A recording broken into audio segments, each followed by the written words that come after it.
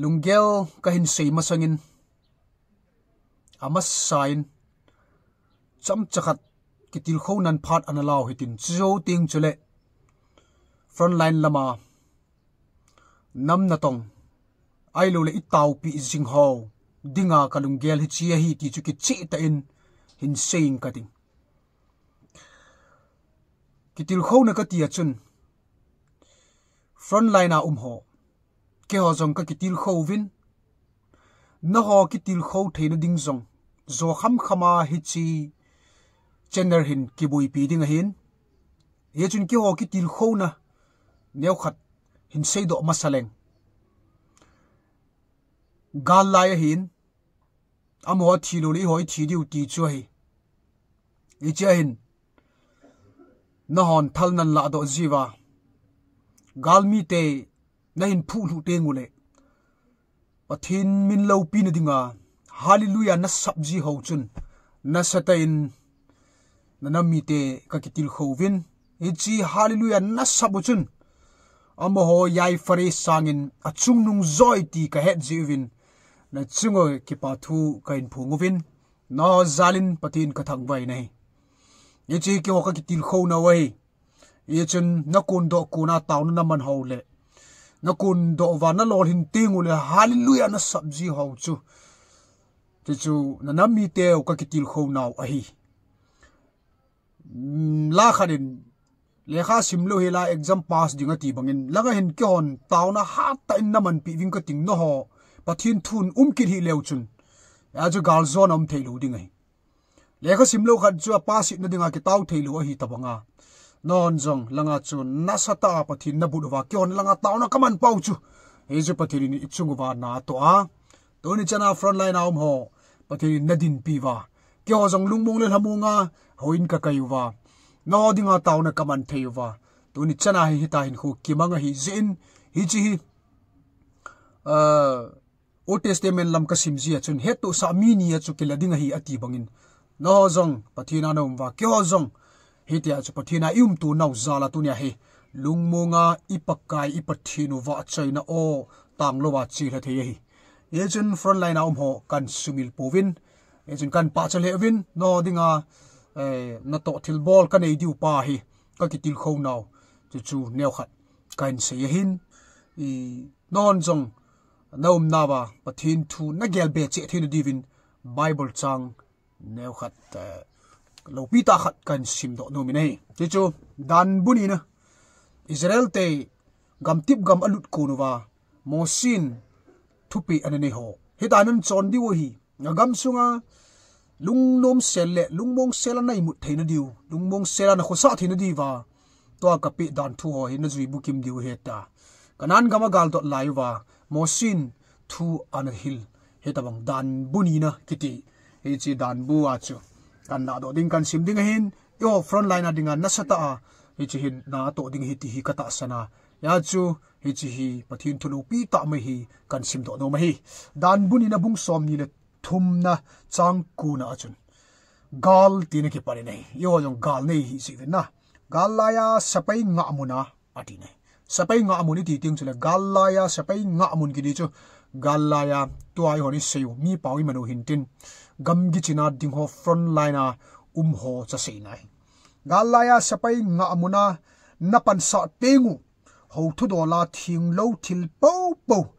na bol da di hi ho thu do la thing lo thil po po na bol da di hi ti le tam ta u me ama wang I chu hola sei dinga chu ho thu do la thing lo thil ho chu na bol lo di hi ti ai le bible hin zu phat lo dan tam ta ki sei ya chu zu kham puma na lo di hi point khat le le kan sei no mahin kham pum le meng puma na lo di hi chi hi nanam mi ten nu naw chapongon kan tir kho naw hin e chun ho thu do la ki tu lo po po na bol lo diu hi nalam kai hon na sei pi chung chon wa ki hon jong ngai lu nei ta kan tip naw nei ve ka ki pa in kyon jong kan mun pi ma ma ve a ji chu no na ha do ve na pha ve ti na hi lu pathin sun na le pathin gin na zala ka se hi na e ji chun amo ho to ikiba lo diu hi ti hi ki hon kata sanwa lungmo nga kaum no jong na lungmun naw chu chu hi ye tieng ta se ya inewa para Sunday school a Davidin vo lalopi ke man ga that na nge atia golet azuda aluat tan chu hi ju atha ji a hipon ama pathin thua om zia chubong mi hat pa yong chu midang na ki chat jing laya aman alu attana Israel ten gala zo hi ju David tha ji a hipon pathin ta om khoma pathin a mu chi ji aji cha man ni a hen ama hat chung nung pathin na om pi a hen golet chubong le ni wangin ama chu a pi koyam a he dai nge chen Philistine mi chep tan lo pathin thua lo pa chu aman I pira anoi se the amati le atha ji hipun a ho pathin chamu chi dai ya chu front line aw mon jong nasata pathin mu chi diu e je thiung phung ki khal khala mu yong la bo khup te e je pathin te pathin ki banglo ding ai nyo pathin chu hat chung nu ngai mi pathin thua ha dai mi ama tha ha di lo pathin thu ti ting la ha dai ke yong chu la khoma ka hung chu zayon khupi khoma ka hung chu la khum ding pa chu an pho ro thu wa an dop tho ai wang lam hi chanai wanga ka hat na chui phami tile ke ma hat na om thei ta pon guleng lon ka hin ai wanga chu pathin hat na sunga ka hung kal sun chun tunin inam pi hot ling liu zayon khupi chu hung su doi ya chu mi ya ma tha wang lovin pathin thua ha dai no jong tauna na mano hin kyon jong tauna ka mano hin I hat di oi I zo di oi ti hi ikinep lel no di wa chi kan se ma sa dai na je ho che inewa pana palesile David thusim hung sei te long ai lo le Samson thusim hung sei te hi ta chu inewa pana hung ki til kho te hi cham I bi ha ya cham wa pathin te wa pathin akibong poi ti hi chi hi ita san wei na yo hi pan pi the yong chi ki poi son naw yang mo sang ai phat lu naw nan te hi jong le I pathin hi an ki bong khalo hallelujah ya chu I zo di wei chi hi pathin lo pi dinga ngam ta e chi media ma sangai ka to a pathin zalai zo di wi yo tha nai lo ding hi ti chile nga mona chu pathin thu te ke tu lo po po ti na so tam ta ka he zo zai pon ama wang zu kham pum le thil dang dang kham puma pathin lung lei lo na puma duty pu lo di wi ti cham cha til kho na ka hin nei hi ni ti hi tu nia video kan sim lo na ai lo le front line na ho dinga lung ka gel na he nge ke bu ka hi pui mi tam pin na lai na pi vin ke yong ka gel zin hi chi to kan phun do gut kalung gel hi ka bol da ta di ong ka ti hi ai wangin bol da ding ti chu ka gel ni zan chun kai mu thei pun e chuni mu thei lo tan comment bol ding ta ka gela taw na ka man chun kalung mongin nom selin kai mu thein hi je hin to kalung gel kan sei ding hi zani zanam khat imu mo ka pi le kin jong kan pu na jing khat hin bol dinga ka ki gel ha pha na ka lung no ma ka chol do thei pa hi zin sei kal ka nga lelin to ayong hi kan sei ding ai tai chu chui pi hamiti le social media la dung vela frontline lama hon buka ne ho ai lo le ne le cha ning hin lo dan ho I gelovin I bon cha ngai to diu ka ta sanin I ho hilai lung mong sela I mu thei nau chu amahon ti san phal le ai lo le lung phala gam le gu angau gu hilowa I ho ding nu nau cha pang ho ding gel na amon hita chu pana la wa chi ja chu to high school kai ding ai lo Sunday school kai tu nge la jong pathin thu yong khongi ve wa hita chi mo hi thenge amo ho front line ading in jong sumle pai tam pi in thot ta ve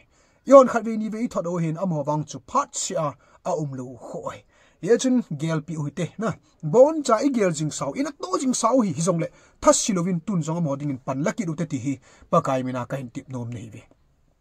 he chu Yohon he chu YouTube channel in ang ki gelin ya hin committee yong ki simin chule ki mu pi thei thei aki mu pin to hi ahong lung ding tarik som ni le thum hi ke ka bad de hin he chi ka pin chan pha ka mu na ding hi ning kumin jong ima ki bol thei tapun tu kum hin bad de hum nai tu tan tu ha ping ka hin tarik som ni le thum ka bad de ni hi he chi ni ya he di sei da lampanga na charity kan sat ti dam charity neo khat donate bolding sumle pai neo khat holding ya chu last sumle pai front line lama dinga sum neo khat holding chi hi lungel kan ye he ju bolda ding katil kai muthai pui kati chu hi ya chen amun ding hi tuibonga sumkong kaimun keso complex ho hi chi maya ho bolding ti hi a hin lekha akizin trong chu ke su lam kai ho ki pin lam kai hon jong pathin zalin ke phalta in naman theo hi tin asei ta ve hi jo khat nei abana ITLF lam kai hon jong het pi ngai hi aji chu tulaya lam kai ikilan do ho jong lu saw hi ta chu na to wai ji chun am ho in ta yonga ki chin chi ITLF lam kai pa chu buina ji in mun choma an chi tan an pot doin ama wang pathin zalin azinu dam selin an naumin azinu ko ma chun thu ki dal hain in het pi win ti chun phalna jonga ki thumin he sa na yong aga ki nei chu chu hi nge chun to hai ma bana he hitabang to gun chu ki nei ama wang hi chi ka YouTube channel hi chi channel hi mundang dang ajong mi umai na nge chun February sunga hi road kansat I bol zo zo le sumle pai ho ki su to a chu na ding khana chu February sunge nge ki bol ding hi ji chun road kansat a hung pang thelu ding lam kamuna lo ho jong ipan thenu divin anoi hin Gpay agipin Gpay number a he nan thodowa lunglen ta front line na ding ho lunggel thu ta nei puma hung ki bol hi no hon jong nei to sodowa I front line lama ho dinga hi yo ho chengkha chengni don khom zaluwa am hon jong sa khu khat cha hi jong len metui anne wa atha hat thenu duty hi to gun hung ki nei hin I hon in luma I du iki cho a ne thei jing la ya am ho wang ha sa ta en ne o hi to hlona chum an khu khat cha hi jong le atui yo ho YouTube channel zala ane thinu di wa hitabang kin hi hung ki gung a hi to hlonin hi chi kin hi nangin jong panan la anoya Gpay he mun choma hi jong le chon sumnan thoda ni chu li so hung ki bolintin update hung ki bol jing ding hi chin hi za to eti chu hung ki vejing ding hi he chi lunggel kan ina pa hi ka ki pa in a hing mo achat mo ho kaloi ka pai khatlani hon jong am ho jong thano movin am ho to hin lampa ma la kan sa di wen ya yong nin to sa do lang taw na nin gel do vin chule to jong nan thot pan theu Gpay ka ko hi in ko hi jong le ke phal na ne ya nama dinga adia volunteer ho na front line a ding ho dinga ke phal na ne ya nampi milunglin ho no ho kan chowin kan ti movin lai hin thodon lang update hung ki bolintin apitam pin chu ki holim naum dingai na aban ipilunggel ne ya ipiham ti ki holim nei chi media hi chi YouTube channel ha ma platform hung ki pia alunggel ki sei sa dingai e chun lunggel ngai tu ki ni ho hitile phadam ti ho comment hin sei win lang he chan chu kalunggel he ke gela he ke hi kalung thengin kalunggel ka sei do chai lo le kanum ji pun ai thei dingai le chun patilin pha sa hi le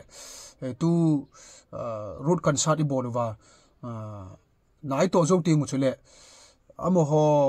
front line is za chu duty post mai pt ham post is za mam ti ho yong kiven tin chu ke malunggel hi bong khat be ni be veili ana chu iti sei da front line muna chu